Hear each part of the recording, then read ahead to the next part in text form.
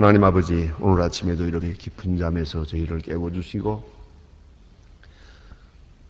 눈을 뜨면서 찬송하게 하시고 기운을 차리면서 성전을 향하여 나오게 하시고 오늘도 이렇게 주를 찬송하며 기도하며 하나님 말씀을 들으며 복되게 하루를 시작하게 하시오니 진심으로 감사하옵나이다. 거칠고 이 무서운 세상에 살지만은 말씀으로 무장하고 이제 첫걸음을 내거둘 수 있도록 인도해 주심을 감사하며 성령으로 감화하셔서 주님의 말씀으로 살게 하시고 진리의 말씀으로 일깨워 주시사 말씀으로 살게 하여 주시는 하루하루의 생을 생각하며 감사와 찬송과 영광을 주께 돌리옵나이다. 하나님 아버지, 주님의 거룩하신 은혜에 감사하는 절기가 되게 하옵소서. 원망도 많고 할 일도 많고 뜻대로 안 되는 일도 많지만 받은 바 은혜를 깊이 감사하며 감사로 불평을 물리칠 수 있고 주님 앞에 찬양하면서 찬송으로 어두움을 물리칠 수 있는 저희들의 생활이 되게 하여 주시옵소서. 하나님 아버지, 이제 다음 주일에 우리는 감사절을 지키려고 합니다. 원컨대는 하루 종일 한 주일 내내 감사하는 마음으로 충만케 하여 주시옵소서. 미처 생각하지 못했던 것을 생각하며 잊어버렸던 것을 다시 생각하며 또 감격했던 그 순간들을 다시 일깨우면서 하나님 앞에 진심으로 감사할 수 있는 저희들이 되게 하여 주시옵소서. 처음 사랑으로 돌아가고 처음 믿음으로 돌아가고 그리고 하나님의 은혜를 깊이 감사하던 그날로 돌아가고 이대로 줘도 한이 없다고 하던 바로 그 시간으로 돌아가면서 감사하는 한 절기가 되어지기를 기도하옵나이다. 자비하신 주여, 오늘도 주의 말씀 가운데서 소생함을 얻고 우리 영혼이 깨끗함을 얻고 진리 안에 바로 서게 하여 주시옵소서.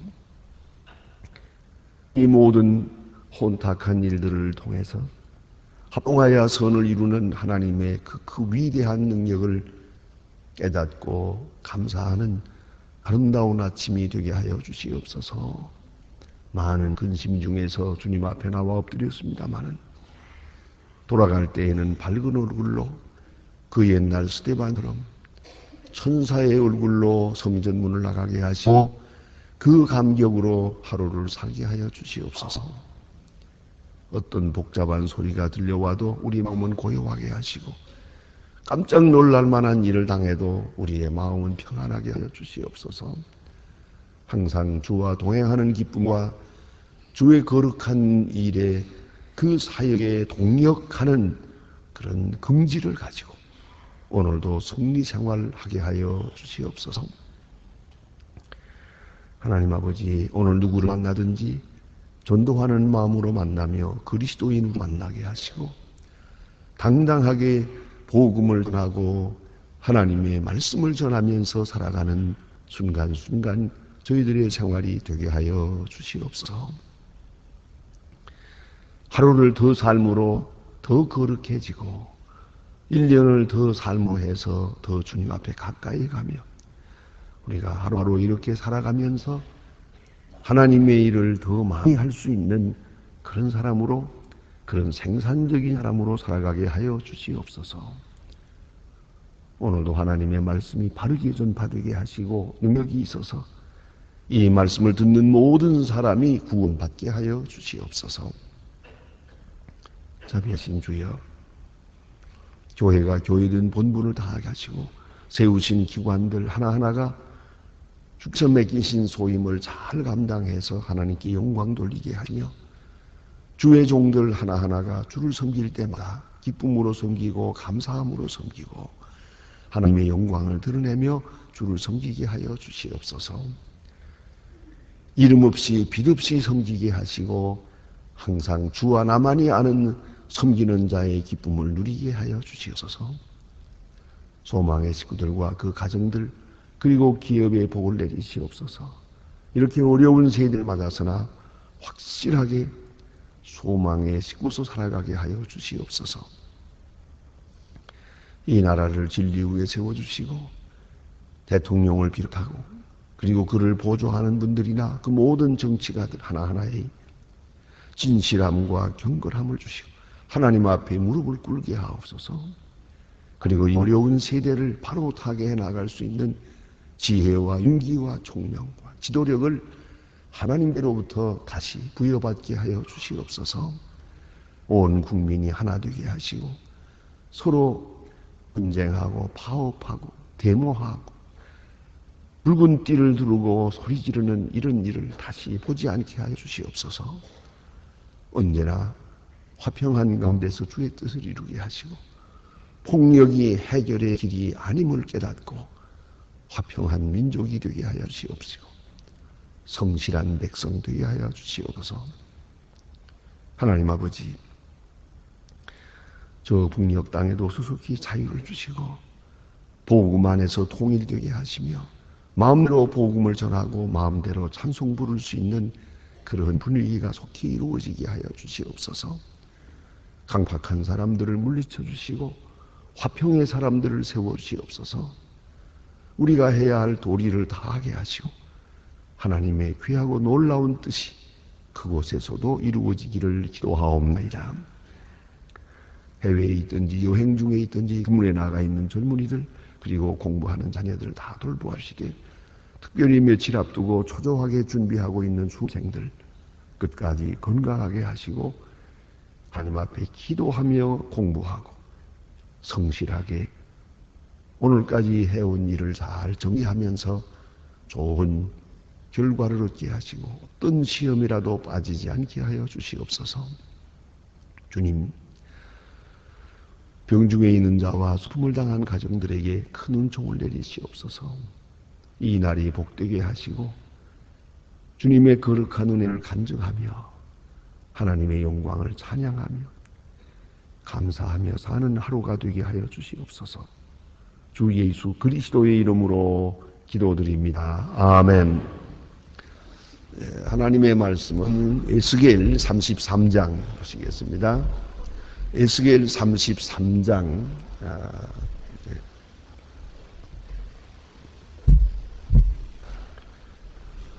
에스겔 33장입니다.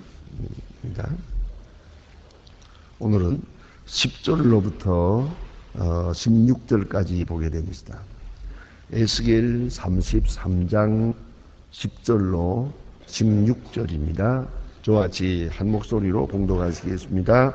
그런즉 인자야, 너는 이스라엘 족속에게 이르기를, 너희가 말하여 우리가 후물과 죄가 이미 우리에게 있어 우리로 그 중에서 쇠퇴하게 하니 어찌 능히 살리요 하거니와, 주 여호와의 말씀에서의 삶을 두고 맹세하노니 나는 악인의 죽는 것을 기뻐하지 아니하고 악인이 그 길에서 돌이켜 떠나 사는 것을 기뻐하노라. 이스라엘 족속아, 돌이키라. 너희가 악한 길에서 떠나 어찌 죽고자 하느냐 하셨다 하라. 인자야, 너는 그 민족에게 이르기를, 의인이 범죄하는 날에는 그 의인이 구원치 못할 것이요 악인이 돌이켜 그 악에서 떠나는 날에는 그 악이 그를 엎드러 들이지 못할 것인즉, 의인의 범죄하는 날에는 그 의인의 인하여 살지 못하리라. 가령 내가 의인에게 말하기를 너는 살리라 하였다 하자, 그가 그 의를 스스로 믿고 죄악을 행한 그 모든 의인의 행위가 하나도 기억되지 아니하리니 그가 그 지은 죄악 중에 그 중에서 죽으리라. 가령 내가 악인에게 말하기를 너는 죽으리라 하소다 하자, 그가 돌이켜 자기의 죄에서 떠나 법과 문대로 행하여 전당물을 도로 주며 억탈을 돌려주고 생명의 율례를 지켜 다시는 죄악에 지치 아니하는 그가 정령 살고 죽지 않을지라. 그 본래에 범한 모든 죄가 기억되지 아니하니 그가 정령 살리라. 이는 법과 의를 행하였음이니라 하라. 아멘.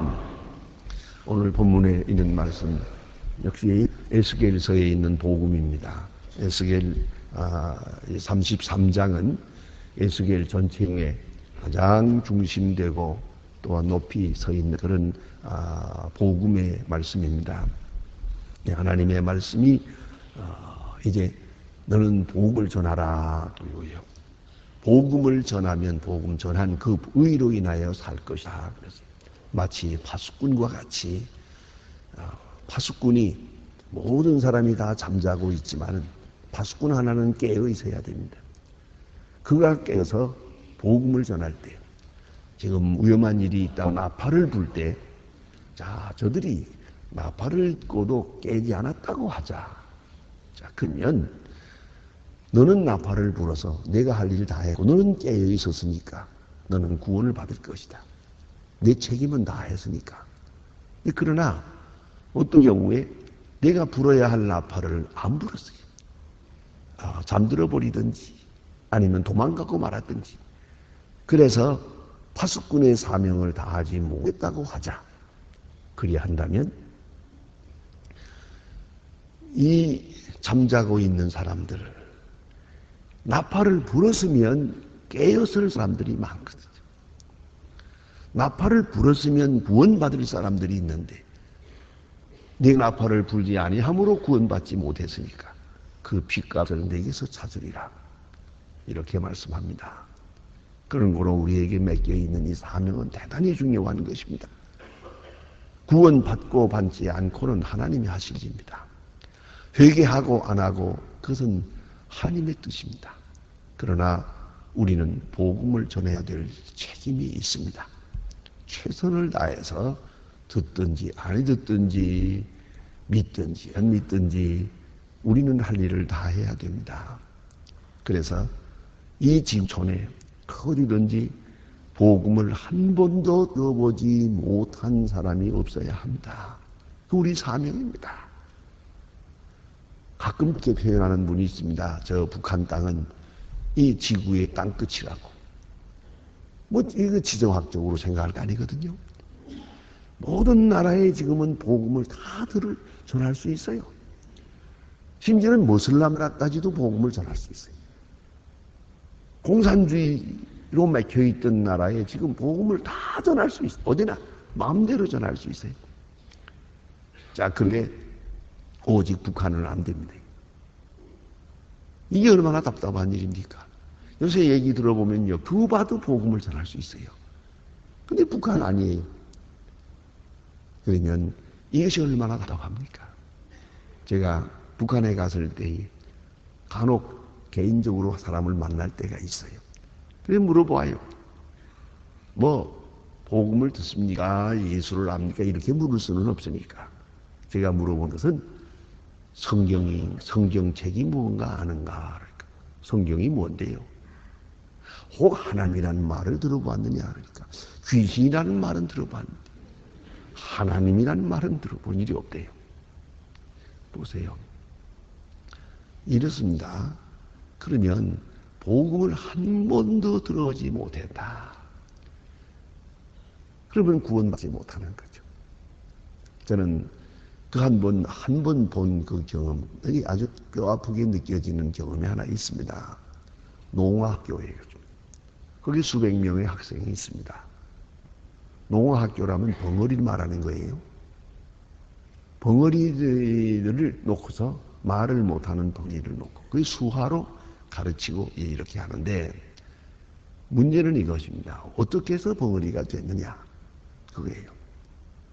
알고 보면 이 거의 구조나 입의 구조는 완전하다는 거예요. 얼마든지 말을 잘할 수 있어요. 그런데 듣지 못해서 벙어리가 된 거예요. 귀머거리이기 때문에 벙어리가 된 거예요. 듣지 못하면 말을 못 배워요.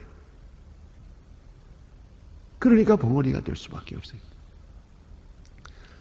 제가 가까운 분 한 분이 그런 예수 믿는 집에 있는데 그런 어렸을 때 홍역을 하다가 그만 다쳐서 귀를 다쳤어요.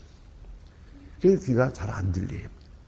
온 집안이 가정에서 예배도 보고 교회도 나가고 하니 같이 나가죠. 그런데 어렸을 때는 같이 따라다니고 이렇게 천당 가지 않습니까? 근데 얘는 떵당 그러거든요. 자기 뒤에는 떵당이라고 들리니까 말이에요. 그래서 아이들한테 놀림을 받아요. 자기 이상하게 말한다고. 들리는 대로 말하니까요. 여러분 생각해 보세요. 듣지 못한다는 게 얼마나 비참한가. 듣지 못하면 말을 못하는 거예요. 말을 못 배우는 거예요. 복음을 듣지 못하면 구원받지 못하는 거예요. 구원받을 길이 없는 거예요. 그런데 이렇게 밝은 세상에 살면서 복음을 듣지 못했다. 이게 얼마나 기가 막힌 얘기입니까? 우리에게 맡겨주신 사명이 얼마나 큰 것을 우리가 알아야 합니다. 그래서 언제나 때를 얻든지 못 얻든지 우리는 열심히 복음을 전해야 합니다. 내가 그제도 그런 얘기를 들었어요. 어떤 분이 전철을 탔는데 전철을 탔는데 딱 만나는데 우리 이 소망교회 소망지를 주더래요. 딱 받아보니까 너무너무 반갑고 그러다 그래요. 참 그 열심히 다니면서 이렇게 그렇게 말하면서 주더래. 가만히 보니까 예수 믿는 사람 같기는 한데 그러나 보세요. 그거 주더랍니다. 아무튼 복음 전하는 일처럼 귀한 일 없고요. 그래서 복음 전하는 자의 발이여 어찌 아름다운 거고 성경은 그렇게 노래하고 있습니다. 근데 오늘 본문에 주신 말씀은 다시 거기에 이어집니다. 그래서 뭐냐면 자야 너는 이스라엘 족속에게 말하라. 우리의 허물과 죄가 이미 우리에게 있어 우리로 그 중에서 쇠하게 되니 어찌 너희 살리요 하거니와. 그렇습니다. 오히려 하나님을 모를 때는 살 것 같아요. 내 마음대로 살 것 같아요. 내가 하고 싶은 일 다 할 수 있을 것 같아요. 그러나 정말로 하나님을 알게 되고 죄를 깨닫게 되면 내가 내 죄가 얼마나 큰 것이라는 걸 알게 돼요. 얼마나 내가 용서받을 수 없는 죄인이라는 것, 구제받을 수 없는 죄인이라는 걸 어느 시간에 깨닫게 되거든요. 그러고 나면 나는 소망이 없다. 그런 생각을 하죠. 사실 그렇습니다. 우리 많은 사람들 교회에 나와야겠다 생각하면서도 못 나오는 사람들이 많습니다. 복음을 깨닫지 못했기 때문에 뉘우치고 나이가 들면서 자꾸 생각을 해요. 이것도 잘못했고 저것도 잘못했고 그래요. 그래서 못 나오는 거예요. 저는 어느 재벌에게 예수 믿으라고 몇 번 구원해 봤어요. 언젠가는 조용히 제 귀에 대고 한마디 하시대요. 목사님, 제가 소망교회에 안 나가는 것이 소망교회를 위해서 좋을 겁니다. 그래요. 왜야 하니까 워낙 죄가 많거든요. 그런데 그럴수록 나와야죠. 그랬더니 하는 말이 목사님이 몰라서 그럽니다. 그죠? 나는 교회에 나갈 수 없는 사람입니다. 참으로 괴로운 얘기도 하네요. 그런 거로 우리가 회개하는 것 참 좋지만 회개가 잘못되면요 절망이 되는 거예요. 죄를 생각하고 잘못했다 이것도 잘못하고 저것도 내가 잘못했고 깊이 생각하다 보니까 아이고 이렇게 죄가 많은 줄 몰랐다. 나는 구제불능이다. 나는 살 수가 없다. 절망하게 되는 거죠. 회개의 결과로 여러분 솔직히 말하면요 심리학적으로 생각하면 그 술 많이 마시는 사람들 있죠. 그 사람들이 양심이 있어서 그래요. 양심이 워낙 무딘 사람은 자기가 잘난 척하고 뭐 나만 죄인인가 그러고 돌아다니는데 그래도 양심이 있어서 아이고 내가 죄가 많아서 이 견딜 수가 없어요. 그래서 술 마시는 거예요. 그거요. 너무 괴로워서 너무 후회되는 게 많고 뉘우치는 게 많아. 도저히 이 마음으로 살 수가 없어요. 그래서 맑은 정신으로 못 살고 술을 마시는 거예요. 그리고야 잠을 드는 거예요. 자, 생각해 보세요. 절망하는 거죠. 사람이 후회하고 뉘우치고 회개하고 이렇게 하는데 깊이 회개할수록 도저히 소망이 없어요. 이렇게 많은 죄를 짓고 이렇게 엄청난 죄인이 어떻게 살 수 있느냐 이거죠. 그게 자살하는 거 아닙니까? 이 몸이 해로운 줄 알면서도 호금을 하는 그렇게 술을 마시는 사람은 그 순간 이 만성 자살입니다. 정신적으로 그 순간 자살하는 거나 똑같은 거예요. 얼마나 괴로우면 말이죠. 이거 알아야 돼. 그런데 오늘 여기 보니까 내가 허물의 죄가 이미 너무 많아서 우리는 살 수 없다 하고 말한다는 거죠. 바로 그 순간이 중요해요. 이게 소위 결정적인 시간이에요. 여기에 전해지는 복음이 있습니다. 15년간이 하나님께서 말씀하십니다. 주 여호와의 말씀에 나의 삶을 두고 맹세하노니 너는 악인에 죽는 나는 악인에 죽는 것을 기뻐 아니하고 그러세요. 악인이 죽는 것, 의인이 죽는 게 아닙니다. 악인이 죽는 거예요. 그러나 악인이 자기 죄 때문에 죽어도 하나님 그것을 기뻐하는 거 아니에요. 뭐 죄 때문에 죽으니 죽어 마땅하지 그리고 기뻐할 하나님이 아니에요. 자기 죄 때문에 자기가 죽어도 하나님 슬퍼하시는 거예요. 여러분 그렇지 않습니까? 우리가 의만 가지고 얘기하겠습니까? 누가 잘못했다. 잘못했지. 잘못한 자기 대가를 받아 싸지. 고생해서 마땅하지. 그렇다고 우리가 옆에서 통쾌하게 여기겠습니까? 그건 아니에요. 아무리 죄가 많아서 자기 죄 때문에 자기가 죽어도 하나님 기뻐하시지 않아요. 악인이 자기 죄로 인하여 죽는 것을 기뻐하시지 않는다. 얼마나 고마운 말씀이요. 우리가 지은 엄청난 죄 때문에 우리가 죽는데 그래도 하나님 기뻐하시지 아니하고 그 길에서 떠나서 사는 것을 기뻐하노라. 이제라도 사는 것을 기뻐하노라. 하나님 죄인들 죽는 거 기뻐하는 거 아니에요. 벌 받는 거 기뻐하지 않았어요. 그렇다면 여기에 중요한 복음이 있는 것이에요. 하나님이 왜 저들에게 이렇게 고통을 가할까? 그것은 살리기 위해서. 지금 이 순간이라도 회개하고 돌아오기를 위해서 고통을 가하고 있는 것이고 환난을 주고 있는 것이고 또 저들로 하여금 그 많은 고통을 겪도록 그렇게 하시는 것이죠. 그래서 얘기해 주신 말씀 보면 아주 귀한 복음이 있습니다. 그것은 악한 길에서 떠나라. 악한 길에서 떠나라. 돌이키라 너희가 악한 길에서 떠나라. 어찌 죽고자 하느냐 하셨다 하라. 어찌 죽고자 하느냐. 아주 귀한 말씀이에요. 죽을 수밖에 없으니까 죽는 거죠. 죽을 수밖에 없으니까 회개도 못하는 거죠. 뭐 회개할 길도 없고 기력도 없고 소망이 없으니까요. 그래서 죽고자 하는데 하나님 말씀은 어찌하여 죽고자 하느냐 그래요. 그리고 이게 중요한 변증적 메시지를 주십니다. 그것 뭐냐 하면 과거의 의인이었다고 하자. 뭐 의를 행하고 선하게 살고 진실하게 살았다고 하자. 그러나 스스로 자기 의를 믿고 이게 중요한 거예요. 스스로 자기 의를 믿고 의로운 행위에서 떠나서 죄악을 범하면 과거에 의롭게 살았다 하더라도 오늘 자기 지죄로 인하여 죽을 것이다 그랬어요. 오늘 지은 죄로 인하여 죽을 것이다. 예.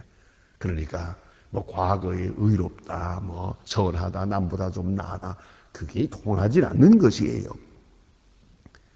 그렇다. 그동안 자기 의를 믿고 바리새교인처럼 서기관처럼 확실히 바리새교인이 세리보다 낫지요. 어느 모르든지. 그래도 바리새교인은 자기 의를 믿고 있었어요. 그 예수님과 그 당시의 사람들 만난 관계를 많이 보면은요. 죄인들은 예수님의 사랑을 받았고 당시 의인이라는 사람들은 예수님께로부터 멀어져 예수를 십자가에 못 박았어요. 왜요? 자기 의를 자랑하고 있으니까요. 그리하게 될 때 망하리라 그랬어요. 그런가 하면 아주 구제받을 수 없는 죄인이라도 지금 그 지은 죄 중에서 그가 말하기를 악인에게 말하기를 너는 죽으리라 하나님께서 말씀하셨어요. 이 마지막 메시지예요. 너는 죽으리라 하였다 하자. 14절에 보니까 하였다 하자. 그때 그가 돌이켜 자기 죄에서 떠나 법과 의례로 행하여 전능물을 도로주며 응탈물을 돌려보내고 생명의 율례를 준행하여 다시는 죄를 짓지 아니하면 그가 정령 살고 죽지 않을 것이라. 그의 본래 범한 모든 죄가 기억되지 아니하리라. 얼마나 귀한 말씀이에요. 과거에 어떤 죄를 지었든지 간에 지금 회개하면 과거 죄를 기억지 않을 것이다. 왜요? 아니면 악인이 죽는 걸 기뻐하지 않거든요. 그러니까 어떻게 해서라도 살길 바라고 살 길만 있다면 하나님을 기뻐하세요. 살 길만 있다면 살릴 것이지 죽이실 분이 아니에요. 너무나 드라마틱한 이야기를 우리가 잘 알고 있지 않습니까? 십자가 옆에서 죽던 강도, 그 사람. 그는 어떤 강도인지 우리는 잘 모른다. 전설에 의하면은 그가 성전에 있는 성전 기물을 훔쳐간 강도라고도 합니다. 그런지 모르겠습니다. 어쨌든 도둑이 아니에요. 강도예요. 사람을 죽였다는 얘기예요. 그러면서 물건을 뺏었어요. 이런 강도인데, 자, 이런 사람이 죽어요. 마땅히 죽어요. 십자가에 죽어야 될 사람이에요. 그런 거로 이 사람의 죽음에 대해서는 모두가 강하게 여겨요. 당연히 그래야 될 사람이라고 생각해요. 십자가에 죽어야죠. 숨 넘어가기 직전에 그가 회개를 합니다. 우리는 우리가 지은 죄에 대하여 마땅히 죽을 죄에 대해서 벌받고 있는 것이다. 자기가 죽는 데 대해서 그걸 당연하게 받아들였어요. 그러나 이 예수님은 이런 죽을 죄를 지은 분이 아니다. 이런 의인이다. 증거합니다. 마지막 순간에 내가 죽어 마땅한 죄인임을 알고 그리스도는 의의 십자가를 지고 있다는 걸 알았어요. 예수님 말씀하십니다. 나라에 마실 때에 나를 기억하소서 하는 그 마지막 기도 한마디를 들으시고 네가 나와 함께 오늘 낙원에 있으리라. 얼마나 귀한 말씀이에요. 가끔 전도해보면 안 믿는 사람들 혹은 술 좋아하는 사람들은 꼭 대답을 그렇게 하더라고요. 그거 십자가 옆에 있던 강도도 구원받았다는데 나도 좀 되는도 살다가 끝에 가서 그렇게 하렵니다. 그래서 그럼 내가 하나 물읍시다. 언제 죽을지 알겠어? 당신 마음대로 그렇게 당신이 원하는 시간에 기도하면서 죽을 수 있을 것 같소? 그게 다 특별한 은혜입니다. 나는 당신이 언제라도 회개하고 죽으면 구원받으리라고 믿습니다만은 하나님이 그 기회를 주실지 안 주실지 그게 문제구만. 그건 걱정이네요. 그러더라고요. 여러분 보세요. 과거에 의가 있다 하자. 그러나 오늘 죄악을 범하면 안 될 것이요. 과거에 죄를 지었다고 하자. 오늘 회개하면 죽으리라 하는 말을 듣고 죽으리라 하는 마지막 말을 듣고 회개하면 그의 과거에 지은 죄를 기억지 않고 하나님은 그를 구원하시겠다고. 왜요? 하나님은 악인이 죽는 것을 기뻐하지 않기 때문에. 기도하십시다.